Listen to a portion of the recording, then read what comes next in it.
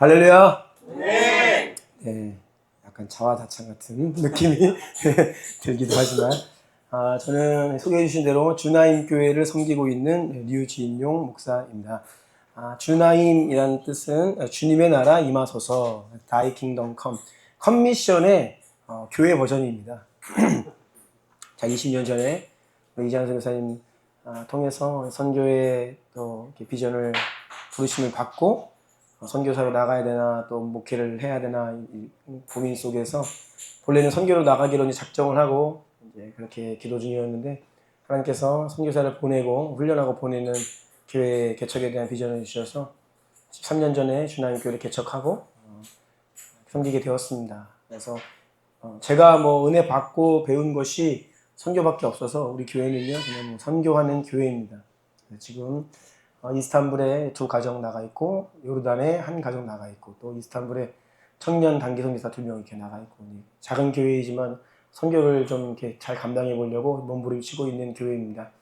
우리 파송통교사님들은 다 호주 커미션 소속입니다. 오늘 이렇게 불러주셔서 감사하고 제가 이사님들 가운데에서 최연소도 한참 막내. 네. 제 위로는 20년 정도 이렇게 선배님들밖에 안 계신 그 이사회 속에서 제일 나이가 어리다는 죄로 인하여 이사장을 맡고 지금 제가 뭘 해야 되는지도 모르겠고 민폐가 아닌가 또 여러 가지 죄송한 마음 또 염려스러운 마음도 있지만 목표로 그렇게 있습니다. 그래서 제가 기억나시거든 제가 이사장직을 잘 감당할 수 있도록 기도해 주시면 감사하겠습니다. 오늘 우리 짧은 시간이지만 함께 하나님 말씀 가지고 마지막 시대와 선교의 완성이라는 제목으로 하나님 말씀을 나눌 때에 하나님의 뜻이 우리 각 사람 위에 임하고 또 부르심 앞에 다시 한번 헌신하고 결단하는 시간 되기를 예수님 이름으로 축원합니다. 오늘 본문 마태복음 24장인데요. 24장은 너무나 우리 컨미션 식구들은 다 잘 알고 있는 말씀이죠. 전체 읽으면 좋겠지만 부분적으로만 읽겠습니다. 3절로 14절, 32, 33절 이렇게 읽겠습니다. 먼저 3절부터 14절까지 한 절씩 교독합니다. 예수께서 감난산 위에 앉으셨을 때에 제자들이 조용히 와서 이르되 우리에게 이르소서 어느 때에 이런 일이 있겠사오며 또 주의 임하심과 세상 끝에는 무슨 징조가 있사오리까?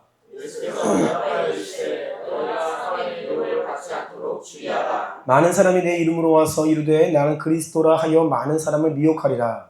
너희와 달리 소원을 듣겠으나 너희는 삼가 두려워하지 말라.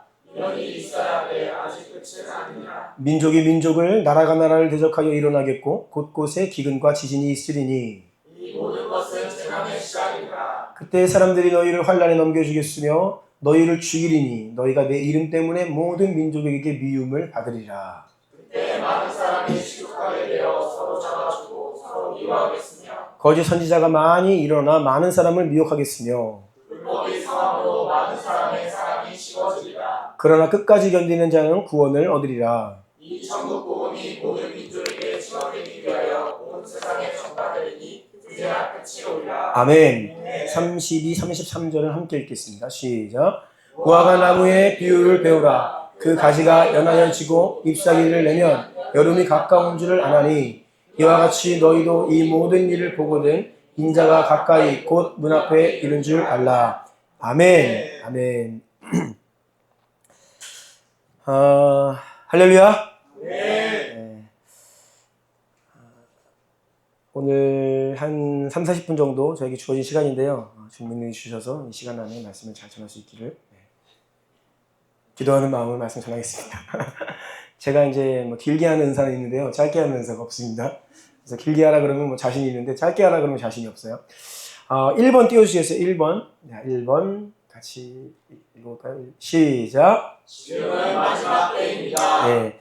여러분, 저는 지금 우리가 인류 역사상 가장 마지막 시간을 살고 있다라고 확신을 하고 있습니다. 근데 제 체감상 이제는 마지막 때란 말도 부족하고 마지막 때 중에 마지막 때, 가장 마지막에 와 있다. 그 말은요, 저를 포함해서 저보다 연배가 있으신 분 포함, 우리 막내 아기 포함, 우리 모두가 우리 이 세대가 인류의 마지막 세대라고 하는 의미이기도 합니다. 이것은 저의 개인적인 확신이기도 하지만 주관적인 견해가 아니라 저는 하나님 말씀을 근거로 하여서 확신을 하고 있습니다. 오늘 본문 33절 말씀 보면 이와 같이 너희도 이 모든 일을 보거든 인자가 가까이 곧 문 앞에 이른 줄 알라라고 기록되어 있는데요. 이와 같은 일들 24장에서 많은 말씀을 하시고 예수님께서 너희가 만약에 이러한 일들을 보거든 인자가 가까이 곧 문 앞까지 온 줄 알라. 이 말씀 속에서 예수님께서 말씀하시는 긴박성을 느낄 수 있어야 합니다. 그러니 지금 마지막 때 중에 마지막이다. 우리가 인류의 마지막 세대가 될 것이다 라고 하는 말은요. 다소 지나치거나 극단적이라고 생각할 수는 있겠지만 그것은 우리의 어떻게 보면 느낌에 불과하고 사실은 정말로 우리가 마지막 때에 와 있습니다. 사람들은요, 이렇게 마지막 때다, 종말이다 그러면요 굉장히 부담스러워하고 부정적인 생각을 많이 가지고 있죠. 왜냐하면요, 원수 사탄은요 그날이 오는 것을 싫어합니다. 종말은요 사탄은 끝장이 나고 하나님의 나라가 영원한 하나님의 나라가 이 땅 위에 내려오는 그때가 바로 예수님 다시 오신 날이기 때문에 종말은 반드시 와야 될 것은 우리 성도들에게는 반드시 와야 될 날이고 그러니까 좋은 날이죠.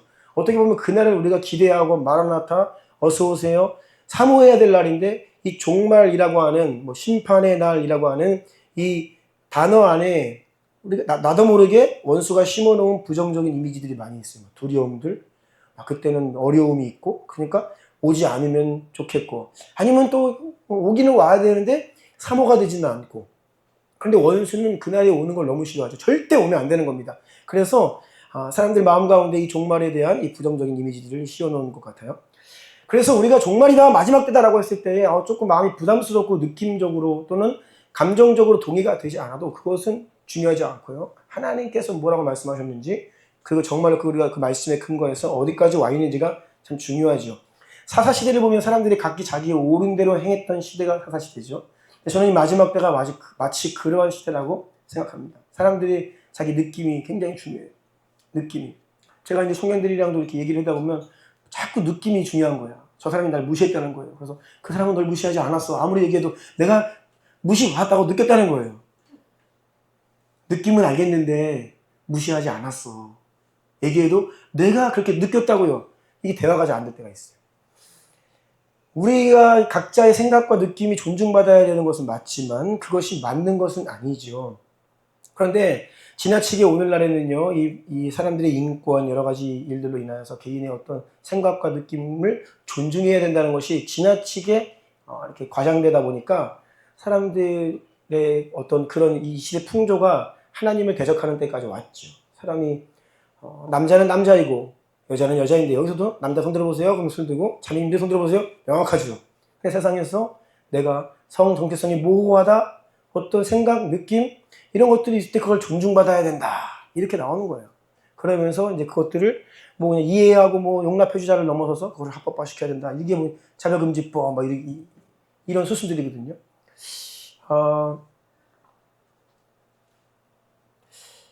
그래서 우리가 이 종말이라고 하는 단어를 들을 때에 조금 부정적인 생각과 느낌들을 내려놓고 하나님 말씀에 비추어서 우리의 마음을 정렬할 수 있어야겠습니다. 요한계시록 마지막에 보면 예수님께서 어떻게 이 성경 전체의 마무리, 저는 이 마지막이 굉장히 중요해서 특별히 요한계시록을 관심을 두고 있고 특별히 요한계시록 중에서도 22장 마지막 절 가면요 이제 예수님께서 어떻게 이 성경 전체를 마무리하시냐면 내가 진실로 속히 오리라. 아멘 주 예수여 어서 오세요 라고 하면서 성경이 끝납니다. 이것이 성경 전체의 결론이에요. 예수님 진실로 빨리 오고 싶다라고 하는 예수님의 열망이 담겨 있죠. 그래서 예수님은 지금도 이 땅에 다시 오기를 원하시고 그래서 저와 여러분 우리 성도들은 예수님의 다시 오심을 갈망해야 합니다. 네. 우리 옆에 있는 분 얼굴 한번 보시면서 이렇게 선포해 주세요. 마라나타. 네. 다시 한번 마라나타. 네. 그래서 우리는 오히려 종말이여 어서 와라. 끝날이여 빨리 와라. 예수님 어서 오세요. 아멘. 그렇게 고백을 하며 살아야 되는 것이 본래 성도들의 고백인 줄로 믿습니다. 자, 가로 1번 무화과 나무의 비유를 배우라고 하셨습니다. 오늘 본문 32, 33절 다시 한번 읽겠습니다. 시작. 무화과 나무의 비유를 배우라. 그 가지가 연하여 지고 잎사귀를 내면 여름이 가까워질 줄 아나니 이와 같이 너희도 이 모든 일을 보거든 인자가 가까이 곧 문 앞에 이를 줄 알라. 아멘. 네. 자, 여름이라고 하는 히브리어로 여름이라고 하는 것은 카이츠, 끝, 종말, 캐치. 이게 두 단어가 아주 비슷하게 들립니다. 그래서 언어 유희예요. 그래서 여름이 가까운 줄 아나니? 라고 할 때 끝이 가까웠다는 것을 지금 이 무화과나무의 비유를 통해 말씀하시는 겁니다.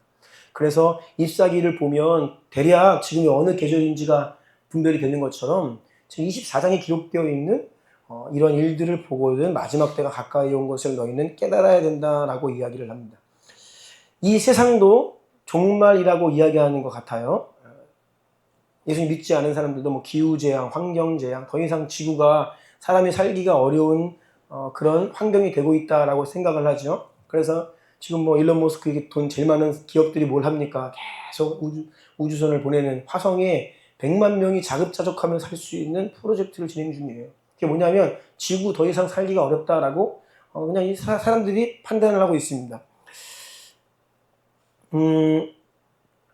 가로 2번 띄워주시겠어요? 네, 한번 읽어보겠어요. 시작. 마지막 때의 징조, 미혹, 거짓 선지자, 적그리스도, 전쟁, 기근, 지진, 전염병, 팬데믹, 환난과 핍박, 불법, 사랑이 식음. 우리가 오늘 함께 읽은 마태복음 24장의 내용을 이렇게 정리를 해보자면 이런 내용들입니다. 이것이 바로 마지막 때의 징조다라고 예수님께서 말씀하셨죠. 세상 끝의 징조들입니다. 그 미혹이 있다는 거예요. 거짓 선지자와 적그리스도. 좀 성격이 다른데요. 거짓 선지자는 선지자란 이름으로 사실은 가짜인데 당대에는 사람들이 진짜라고 착각을 해요. 이게 거짓 선지자의 특징이에요. 그러니까 이건 교회 안에 있는 강단 위에서 말씀을 전하는 메신저들, 목사들을 이야기합니다. 마지막 때에는 거짓 선지자도 있다는 거예요. 강단에서 잘못된 이야기를 한다는 거예요. 잘못된 이야기를 하면서 성도들을 미혹한다는 겁니다. 이게 교회 안에 들어와 있다는 거예요. 이스라엘에서도요, 선지자라고 자칭하는 하나님의 음성을 대언한다라고 여겨졌던 사람들이 시간이 지나고 났더니 그 사람들이 거짓 선지자였죠. 그래서 교회 안에 들어와서 강단에서 말씀교사들이, 설교가들이, 목사들이 이렇게 성도들을 미혹하는 시대가 마지막 시대고, 적그리스도는요 이제 교회 밖에서 교회를 핍박하고 이제 노골적으로 성도들을 박해하는 어떤 그러한 마지막 때의 흐름들을 볼 수 있습니다. 적그리스도 체제로 이제 전 세계가요 법적으로나 사회적으로 그렇게 갑니다. 우리나라도 지금 그런 수순으로 가고 있어요. 그러니까 말씀드린 것처럼 뭐 동성결혼 합법화 이런 부분들이 굉장히 이런 이슈에 있죠. 교회는 그것들을 반대할 수밖에 없는데 교회가 반대를 하면 인권 이슈가 거기 들어가서 교회는 혐오 집단이 됩니다. 그러면요 차별금지법 동성결혼 합법화가 되면 이제 교회는 사회적으로 굉장히 이제 반사회적인 집단으로 낙인이 찍히게 되고 지금 입법 발의돼가지고 이제 곧 있을 국회에서 하반기 국회에서 통과가 예정되어 있는 종교법인 해산법 이런 것들이 바로 이런 요소들이 있어요. 종교법인 해산법은 사실 이단 사이비들을 종교법인 해체시키고 그 재산을 다 국가로 몰수하겠다 어떤 이러한 법인데 물론 이단 사이비 없애는 건 너무 좋은 일인 것처럼 보이지만 거기에는 굉장히 위험한 조항들이 있어요. 종교단체가 종교 분리의 원칙을 위배하거나 뭐 이런 잘못된 말을 하거나 이러면 이런 조건들이 있는데 그게 일반 교회들에게도 잘못하면 정권의 입맛에 맞지 않고 예를 들어서 이 나라가 막 국가적으로 우리나라가 법적으로 잘못된 길을 가려고 하면 목사는 그걸 반대할 수밖에 없거든요. 그건 잘못된 법입니다. 성도들이 그것을 잘못됐습니다. 이야기할 수밖에 없어요. 그러면 왜 교회가 그냥 종교만 하지 왜 나라의 정치에 관여하냐라고 해서 종교 분리 원칙에 위배된다 해서 이 종교 해산법의 근거가 되는 거예요. 그러면요 멀쩡한 교회도 어느 날 그 교회의 모든 허가가 취소되고 그 법을 보면 그 재산을 몰수해서 국가 기소가 됩니다. 이게 중국에서 공산당들이 하는 짓인데 버젓이 이런 선진국 같은 이 민주국가라고 하는 나라에서 그런 법들이 발의가 되고 진행이 되는 거예요. 이런 것들이 지금 마지막 때로 들어가는 이 플랫폼이 깔리고 있는 전조 증상들입니다. 그래서 성도들은 이거 깨워서 분별해야 되고요. 결국에는 교회는 모든 성도들은 교회는 마지막 때에는 어려운 시간으로 들어갑니다. 굉장히 어려운 시간으로 들어가요. 환난과 핍박 어려운 시간으로 들어가요. 우리가 읽은 24장 말씀도 보면요. 예수님의 이름 때문에 죽임당하는 일들까지 일어난다라고 말씀하고 계시죠. 그래서 이런 일들, 미혹이 지금 거짓 선지자와 적그리스도의 어떤 이런 배경들이 지금 잘 조성이 되고 있다라고 볼 수 있으면요. 전쟁이 일어나고 뭐 전쟁은 두말할 것이 없지. 뭐 기근, 지진, 지금 뭐 온 대륙이 이상 기후로 문제가 많이 생기고 있습니다. 저는 요 최근 몇 년 새에 여름마다 느끼는 게 뭐냐면 더 이상 대한민국은 살기가 어려운 나라가 되었다.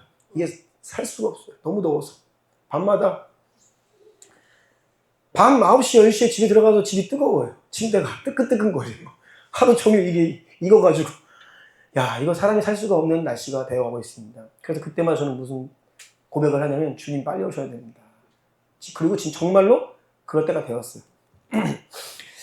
전염병 팬데믹이라고 하는 것은요, 팬데믹 전 지구적인 전염병인데 우리가 겪었던 코비드 이 사태는요, 인류 역사상 처음이었습니다.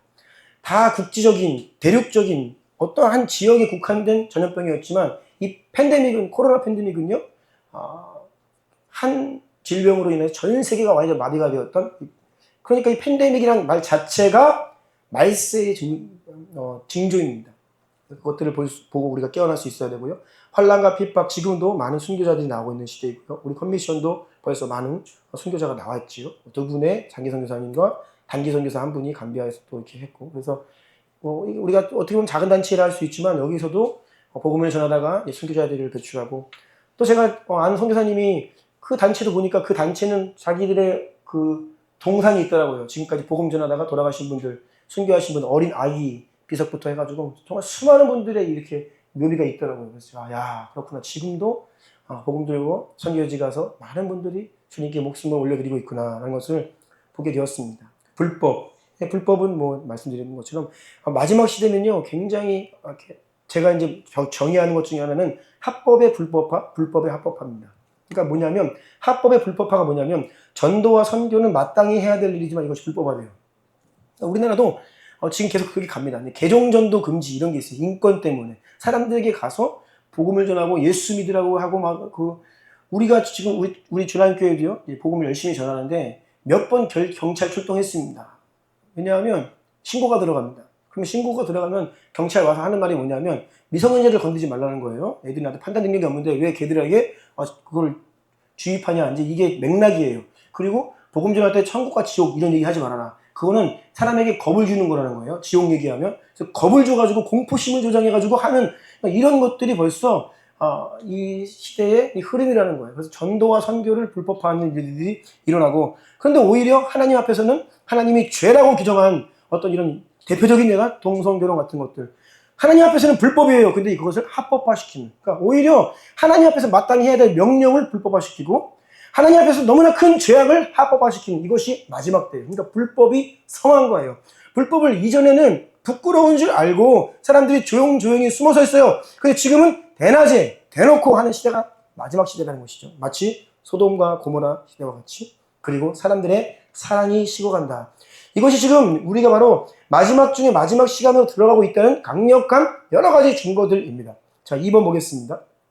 시작. 성경을 보면 때가 차다라는 표현이 나옵니다. 가로 1번 읽겠습니다. 시작. 차다는 것은 가득 채워지다, 충만하게 완성되다, 준비되다 라는 뜻입니다. 성경을 보면요, 이 충만케 되다, 이거를 제가 간단히 설명드릴게요. 충만이라고 하는 것은요, 완전히 비어있는 상태에 제로가 있고요. 거기에서 점점 차오르는 거예요. 그래서 가득, 완전히 흘러넘치도록 채워지는 게 충만이라고 하는 개념입니다. 그런데 이 충만, 성경 안에서 가득 차다, 충만하다라는 것은요, 때가 되다, 완성되다, 그런 의미가 있어요. 하나님이 무언가를 일할 수 있는 때가 되었다, 완성되다, 그래서 무엇을 할 준비가 되다, 이런 의미를 가지고 있습니다. 구약의 제사장들을 세울 때 보면 그 제사장들에게 위임식을 할 때 기름을 부어서 그들을 위임식을 할 때 위임하다, 이게 가득하게 하다, 충만하게 하다, 그런 의미예요. 그러니까 성령으로 충만하면 하나님의 일을 할 준비가 되는 거예요. 하나님의 때가 되는 거예요. 하나님이 일하실 때가 되는 게, 이게 성령 충만의 개념입니다. 그런데 에베소서 5장 18절 한번 볼까요? 자, 시작.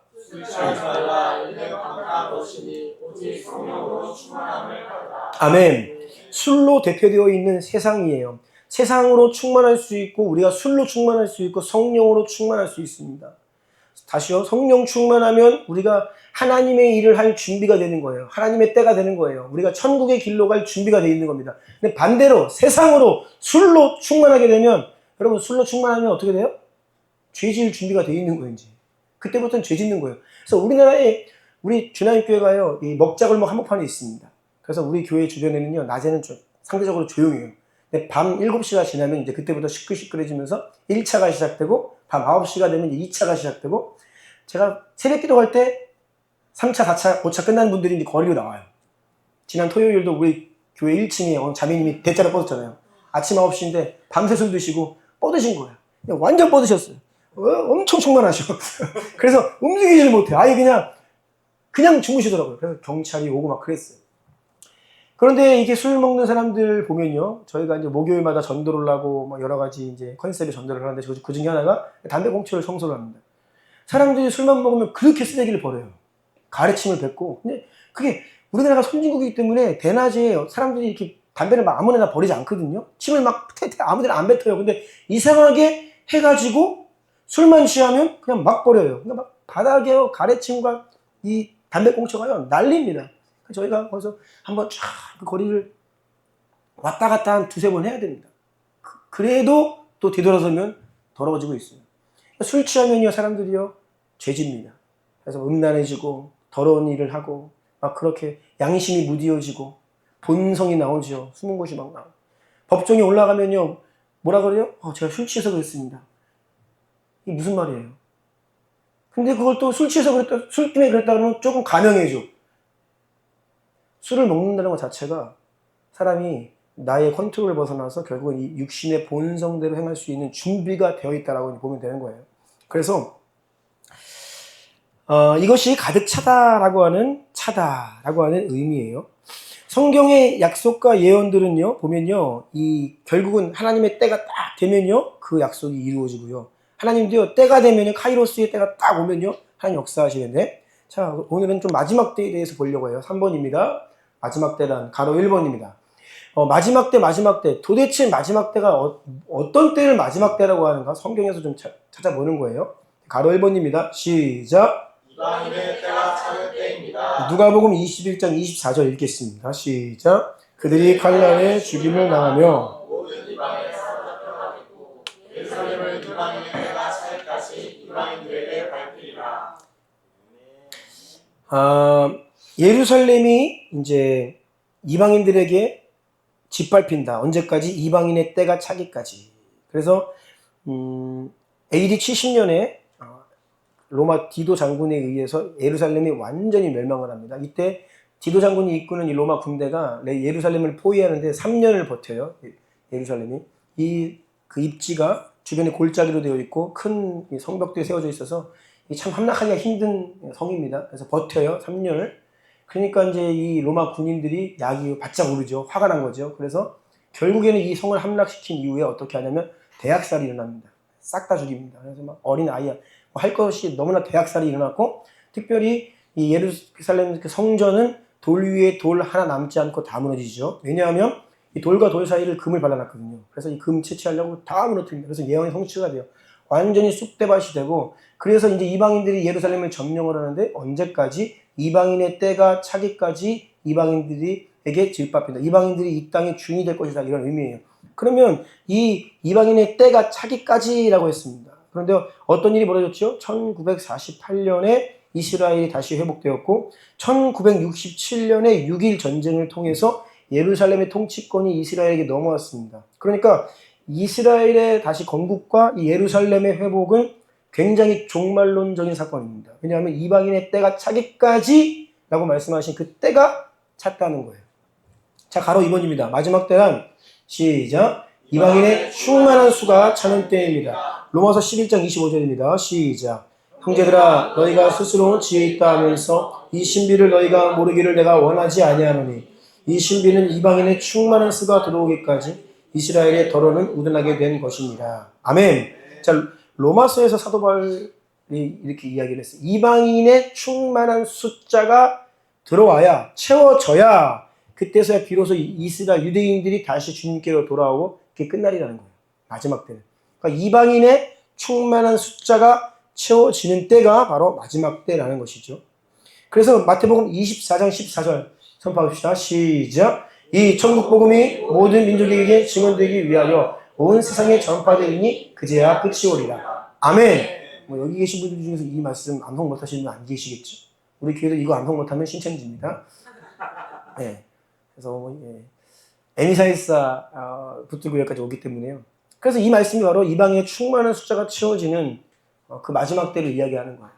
이방인의 충만한 숫자가 가득 채워지면 주님 오실 준비가 되는 거예요. 주님 오시기 그때를 위한 완성의 때를 이야기하는 것입니다. 그런데 이때가 지금 거의 마지막까지 왔죠. 제가 정확히 20년 전에 이제 커미션을 만났습니다. 제 아버지가 원래 목사님이셨는데 제가 중학교 2학년 때 일찍 돌아가셨어요. 저희 아버지는 이재한 선교사님이랑 교육전도사 시절에 같은 교회에서 사역하시던 저희 아버지가 3살 형이었어요. 이재한 선교사님이 3살 동생이셨고 제 아버지는 중학교 2학년 때 일찍 돌아가셨고 이재한 선교사님께서 제가 이제 대학 다니고 있는데 너 미국 한번 와봐야 된다. 그래서 휴학하고 미국 와라. 그래서 휴학을 하고 미국 갔는데 갔더니 거기가 커미션이었어요. 그래서 미국 본부에서 1년 정도 생활을 하면서 이제 그곳에서 이재한 선수 만나서 선교에 대한 비전을 받고 이제 그런 시간을 보냈는데요. 그때 이후로 이제 제가 한국에 와서 한국 커미션에서 훈련받고 또 그때 당시에 이렇게 방배동에 있을 때 기도에 참석하고 막 그러면서 몇 년간 그렇게 열심히 훈련받은 때가 있었어요. 근데 그때만 해도 이 미전도 종족에 우리가 굉장히 이제 포커스하고 있잖아요. 근데 그때만 해도 이 수치, 통계 얼마큼 남았냐 이게 굉장히 중요한 이슈였어요. 그래서 뭐 전 세계의 미전도 종족수가 몇 개입니까? 그럼 24,000개 종족. 언어는요 6,800여 개. 언어 그 중에서 복음이 얼마나 전해졌습니까? 그럼 지금 카운트다운이 몇 개 남았습니다. 뭐 이런 얘기들이 통계들이 매년 업데이트 됐는데 지금에 와서는 사실 그런 통계들이 나오기는 하지만 그렇게 유의미한 것 같지는 않은 시대가 되었어요. 왜냐하면 그때랑 지금이랑 너무 다른 세상이에요. 그때는 스마트폰이 없었어요. 유튜브가 없었어요. 네, 정말로. 그래서 지금은 뭐 이게 너무나 놀라운 세상이 되어서 뭐 스마트폰이 안 들어간 것, 인터넷이 안 되는 것이 없을 정도로 정말로 완전히 다른 세상이 되었죠. 그래서 지금은 전 세상에 정말 복음이 당장이라도 다 전해지고 주님이 오셔도 크게 문제가 되지 않을 것 같은 그런 시대가 되었죠. 성경 번역도 AI의 도움을 받아서 이전에는 수많은 선교사님들이 언어학자들이 그 민족에 들어가서 연구하고 평생을 그렇게 성경 한 권을 번역했는데 지금은요 그런 시간들이 단축되어서 매우 빠른 시간에 이제 성경이 번역되고 성경 번역뿐이 아니라 뭐 그냥 제 설교를 지구 반대편에서 유튜브를 켜고 자동 번역 기능을 켜면 그냥 실시간으로 자기들의 언어로 설교를 들을 수 있는 그런 놀라운 세상이 되었죠. 그래서 이 이방인들의 이 충만한 숫자, 구원받을 충만한 수가 가득 채워지는 때가 마지막 때인데 그 수가 빠르게 채워지고 거의 다 채워졌다라는 시대를 살고 있다는 거예요. 자, 가로 3번입니다. 시작. 어린 양께 드려지는 금 대접에 기도의 향이 가득 차는 때입니다. 요한복음 5장 8절 보니까 그 두루마리 취하심에 내 생물과 20수 장로들이 그 어린 양 앞에 엎드려 각각 검은고와 향이 가득한 금 대접을 가졌으니 이 향은 성도의 기도들이다. 자, 요한계시록을 보면요. 요한계시록이 어렵다고 느낄 수가 있는데요. 요한계시록 어렵지 않습니다. 요한계시록에는 3개의 큰 기둥이 있어요. 7개의 인과 7개의 나팔과 7개의 대접이 있습니다. 자, 쉽죠? 7개의 인, 7개의 나팔, 7개의 대접. 이 3개의 중심이라고 보면 돼요. 이 3개의 기둥 사이사이를 이제 여러 가지 내용들이, 에피소드들이 들어가 있는 거예요.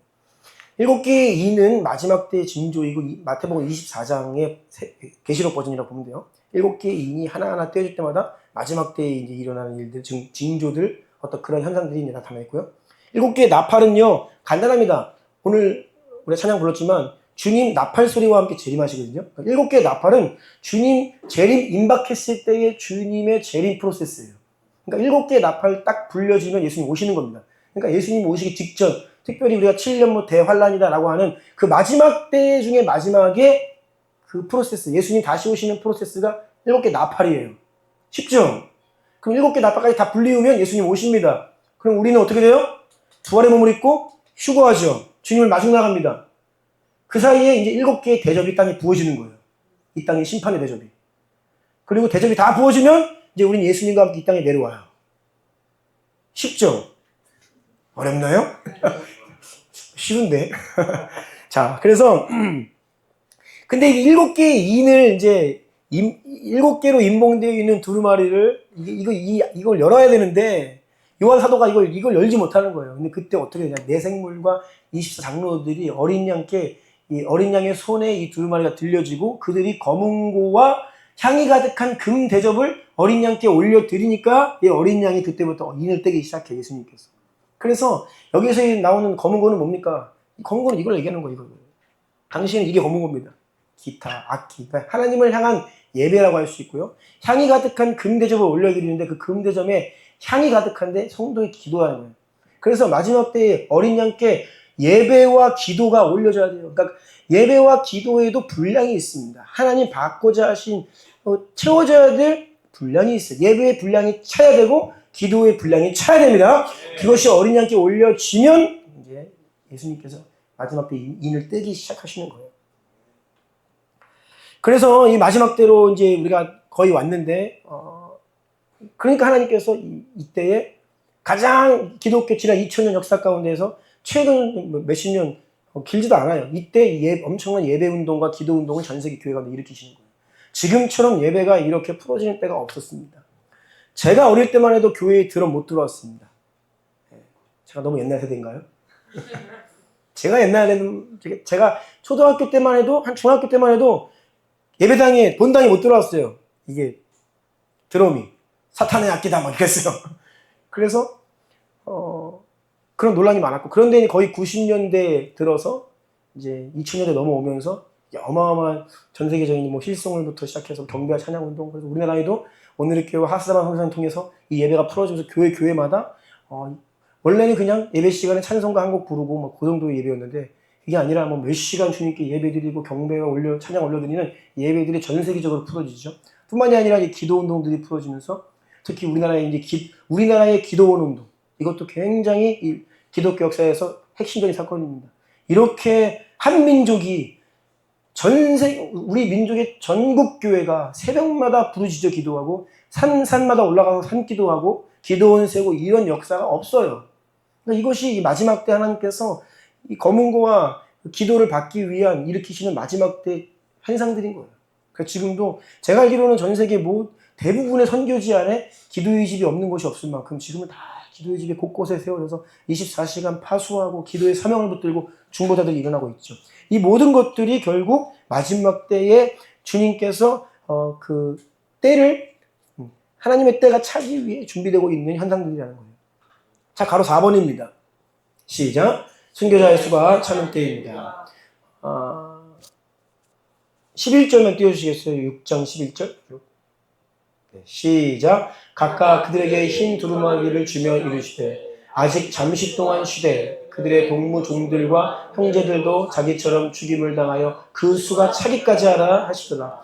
그러니까 주님 순교한 사람들이 주님께 막 신원을 하는 거예요. 언제 우리의 핏값을 갚아주시겠습니까? 했더니 주님의 음성이 그 순교자의 수가 차야 된다 말씀하시는 거예요.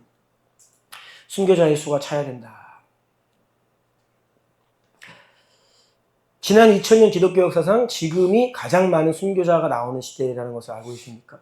통계적으로 그래요. 지금이 가장 많은 순교자가 나옵니다. 우리는 조금 체감을 못할 수는 있지만 아프리카나 가면요, 특별히 나이지리아 이런 나라들은요, 그 한 나라에서만 1년에 공식적으로 5,000명에서 10,000명 정도 순교자가 나옵니다. 어마어마한 숫자예요. 그래서 너무나 많은 성도들이 예수님의 이름을 믿는다는 이유로 죽임을 당하는 그런 시대를 살고 있죠. 그리고 지금 전쟁이 벌어지고 있는 이란도 보면, 이란도 사실은 이란 그 전쟁 나기 직전에 엄청난 대학살이 일어났거든요. 지하교 성도들에게. 지금 엄청난 이 순교자의 숫자가 채워지고 그 속도가 빠르게 채워지는 시대를 살고 있다는 것을 알 수 있어요. 가로 5번입니다. 마지막 때는 시작. 7 대접에 하나님의 진노가 가득 차는 때입니다. 자, 요한계시록 15장 7절입니다. 시작. 내 생물 중에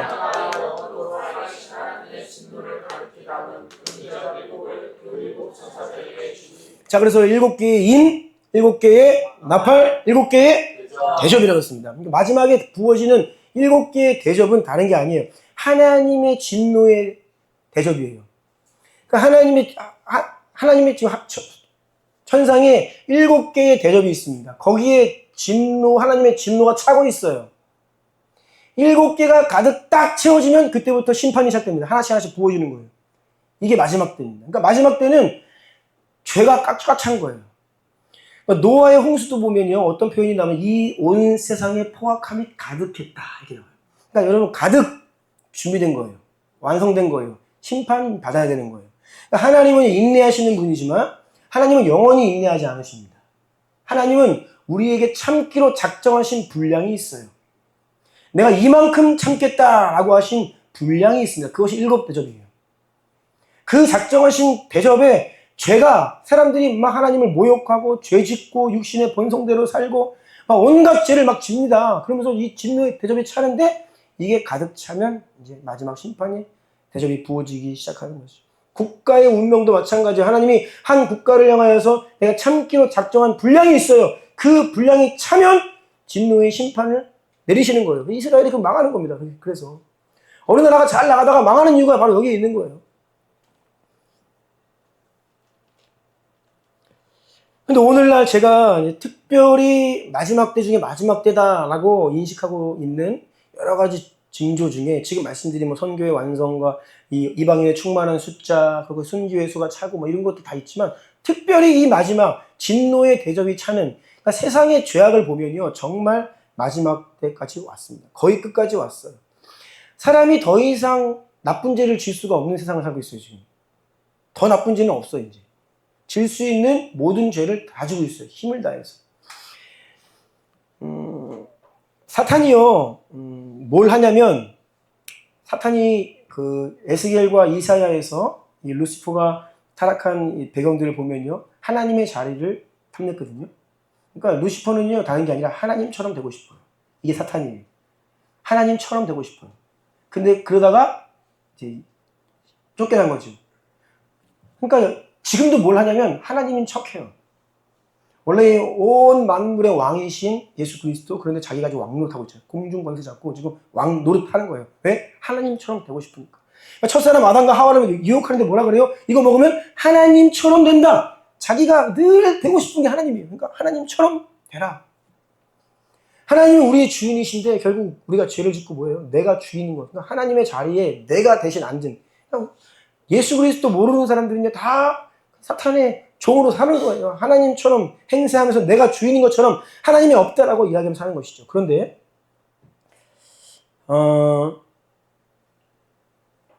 요한계시록을 보면요, 특히 이제 사탄이 하나님의 일들을 많이 패러디합니다. 근데 이것을 자세히 살필 수는 없고요. 삼위일체 하나님도 패러디해요. 용과 짐승과 거짓 선지자, 이게 삼위일체를 패러디하는 겁니다. 용, 그리고 이 거짓 선지자는 성령님을 패러디하고요. 그 짐승은 예수 그리스도를 패러디해요. 그래서 요한계시록 13장 3절 한번 보시겠어요? 좀 넘어가서 13장 3절. 없어요? 제가 읽을게요. 그의 머리 하나가 상하여 죽게 된 것 같더니 그 죽게 되었던 상처가 나음에 온 땅이 놀랍게 여겨 짐승을 따르고 이렇게 기록되어 있습니다. 이 짐승이 계시록에 어떻게 기록되어 있냐? 죽게 되었던 상처가 나았다. 그러니까 마치 예수님의 십자가 죽음과 부활을 따라해요. 완전히 따라하지 못하지만 사람들이 그렇게 보일 정도로 이렇게 따라해요. 우리가 잘 알고 있는 여러분 짐승의 표 있잖아요. 666 이는 짐승의 표다. 그것도 하나님의 일을 따라하는 건데요. 자, 요한계시록 13장 16, 17절 시작. 그가 모든 자, 곧 작은 자나 큰 자나 부자나 가난한 자나 자유인이나 종들에게 그 오른손에나 이마에 표를 받게 하고 누구든지 이 표를 가진 자 외에는 매매를 못하게 하니 이 표는 곧 짐승의 네, 이것이 뭐 실질적인지 뭔지 뭐 문자적으로 해석해야 되는지 가봐야 알겠지만 모쪼록 이 말씀을 보면요, 짐승의 표를 그 숫자를 오른손에나 이마에 표를 받게 한다는 거예요. 그런데 오른손에나 이마에 표를 받아서 너는 내 거야 라고 낙인을 찍는데 원래 이것은요 신명기 6장 8절 보면 너는 그것을 손목에 메어 기호로 삼고 내 미간에 붙여 표로 삼으라. 하나님의 하나님 백성들에게 너는 하나님 말씀을 미간에 붙이고 손목에 메어서 늘 하나님 말씀을 주야로 묵상하며 가지고 다니는 너희는 나의 백성이다 라고 말씀하시는 하나님의 하나님 백성이 주시는 표식과도 같은 거예요 원래는. 그런데 그것을 짐승이 따라하는 거예요. 그러니까 계속 뭐를 하냐면 하나님을 따라해요. 그러면서 죄를 짓는다는 거예요. 사람들이 그것을 미혹돼서 몰라요. 그냥 그걸 따라가요. 그러면서 죄를 지으면서 진노의 그 대접을 치르고 있죠. 그런데 이 가장 큰 사탄이 마지막 때 하는 가장 큰 그 죄 중에 하나가 무엇이냐면 하나님이 하신 사역 중에서 가장 위대한 사역 중에 하나가 뭐냐면 사람을 만드신 겁니다. 하나님의 형상대로. 이게 가장 위대한 창조의 결정. 하늘을 보면 우주가 끝이 없이 광활하다 해도 그 온 우주를 창조하신 것보다 사람을 하나님의 형상으로 창조하신 것이 하나님 앞에서는 훨씬 더 걸작품이에요. 가장 마지막에 사람을 창조하시잖아요. 근데 그때 어떻게 합니까? 생기를 불어넣으시잖아요. 근데 사탄이 그거를 패러디해요. 마지막 때 요한계시록 13장 15절입니다. 시작. 그가 권세를 받아 그 짐승의 우상에게 생기를 주어 그 짐승의 우상으로 말하게 하고 또 짐승의 우상에게 경배하지 아니하는 자는 멸치든지 다 죽이게 하라. 우상을 만드는데 그 우상에게 뭐예요? 생기를 불어넣는다는 거예요. 하나님이 흙으로 사람을 지으시고 그 코에 생기를 불어넣어서 생명이 되게 하시고 하나님의 형상으로 만드신 창조의 가장 걸작품인 사람과 같은 존재를 이 사탄이 따라한다는 거예요. 그래서 우상을 만들고 거기에 생기를 불었는데 이 우상이 말을 한다는 거예요. 저는 이 말씀이 무슨 말인지 이해가 안 됐어요. 근데 최근에는 정확히 이해됩니다. 이게 바로 AI, 휴머노이드입니다. 그러니까 지금 사람들이 지금 뭘 얘기해요? AI가 AGI가 되면 왜요? 사람을 뛰어넘는다 그 얘기하잖아요. AI가 인류 지금까지 역사를 다 합한 그 지식보다도 훨씬 뛰어나고 깊은 사고를 할 수 있는 시대가 오고 있다 이야기를 해요. 그래서 이게 무슨 재앙을 가지고 올 것인가 말들이 많은데 모쪼록 그래서 마지막 때에 짐승에게 우상에게 생기를 불었는데 이게 뭐냐면 테크놀로지. 근데 사람들이 이 테크놀로지를 경배한다는 거예요. 이 테크놀로지를 경배하고 따라가고 완전히 이 판으로 들어가서 이거 없이는 못 사는 세상이 되는 거예요. 이게 마지막 때입니다. 이게 바벨탑이에요.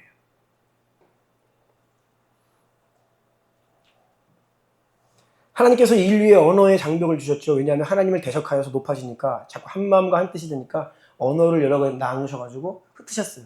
힘을 규합하지 못하게. 그래서 하나님이 힘을 많이 빼니까 그나마 지금 우리가 이만큼 버틴 거예요. 죄 덜 짓고. 한 마음과 한 뜻이었으면 더 그냥 우리는 이미 끝났어요. 하나님이 그 언어를 흩으셨는데 이 하나님께서 흩으신 이 언어를 테크놀로지로 다시 규합을 하고 있거든요. 근데 사실 이 죄로 인하여서 나누어진 언어이기 때문에 오순절날 다락방에 성령이 임하셨을 때에 성령에 의해서 세 방언을 통해서 이게 잠깐 이게 장벽이 무너지거든요. 그러니까 원래 죄로 인해서 갈라진 언어가 하나님을 통하여서 이게 통합이 돼야 되는데 테크놀로지가 이 일을 하는 거예요. 이 모든 일들이 무엇이냐면 이야기하는 거예요. 하나님 없어도 된다. 예수님 오지 않아도 이 땅은 잘 살 수 있다라는 것을 계속 이야기하는 거예요. 사람들. 그래서 하나님을 모르는 사람들이 이 땅에 테크놀로지와 이 부귀영화에 취해서 예수님 하나님 없다 하고 무신론에 빠지고 진화론에 빠지고 인본주의에 빠지고 그냥 내 인생 먹고 살고 테크놀로지 그냥 힘입어서 그냥 즐기고 그럼 일론 머스크가 막 얘기하는 마지막 시대는 뭐예요? 막 기본소득이 있고 그냥 기본 다 보장해 준다는 거예요. 인류가 기본적으로 풍요로워진다는 거예요. 그냥 거기에 취해서 결국은 그런 시대를 마지막 때 이야기하는 거예요. 그런데 그 모든 이 시대의 풍조가 하나님의 진노의 대접을 채우는 때라는 거예요. 그래서 너무나 많은 죄를 짓게 되고 이 진노의 대접이 차서 결국에는 하나님이 이 땅을 노아의 때처럼 더 이상 이제는 끝났다. 이제 끝이다. 하나님 백성들은 방주에 타라. 그게 휴거예요. 휴거. 그리고 이 땅을 심판하시는 때가 바로 마지막 때라는 것입니다. 시간이 많이 돼서 말씀을 마무리해야 되는데요. 여러분 여러 가지 것들이 있습니다. 예수님 다시 오실 때 마지막 때가 거의 다 왔고요. 그때가 오려면 무언가 때가 차야 되고 완성돼야지 주님이 약속의 성취를 통해 오십니다. 그런데 사람은요. 자이든 타이든 알게든 모르게든 무언가를 채우고 있어요. 하루 24시간이죠. 24시간 중에 여러분이 그냥 아무것도 안 하고 지내는 시간은 없습니다. 무언가를 하며 지내요. 근데 무언가를 한다는 것은 하나님께 영광을 올려드리며 주님 긍정적인 하나님의 그 준비하신 그 분량을 채우는 삶을 살 수 있고요. 아니면 부정적인 심판의 진노의 대접을 채우며 살 수 있어요. 우리가 하나님 없이 살면요. 진노의 대접을 채우는 인생이 됩니다.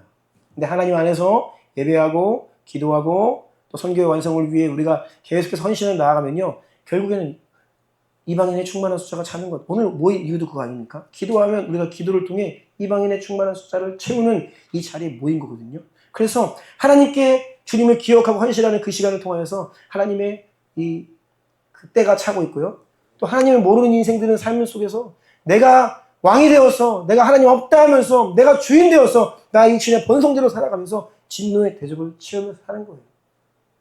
둘 중에 어느 길을 택하겠냐? 우리는요 이쪽 길을 택하도록 은혜 주신 겁니다. 아멘. 그래서 항상 기뻐하라, 쉬지 말고 기도하라, 범사에 감사하라. 이 말씀은요 주님께서 나는 너희가 한시 잠깐도 다른 것에 한눈 팔지 않기를 원하고 정말 하나님의 뜻 안에서 이방인의 충만한 숫자를 채우고 주님께 올려줘야 될 예배의 분량을 채우고 기도의 분량을 채우고 끝끝내는 우리 가운데 부르심이 있는 순교자의 숫자를 채우는 이 영광스러운 이 완성을 위해 부름받은 성도들이라는 것을 기억하시기를 축복합니다. 예배팀이 나와주세요. 같이 기도하겠습니다.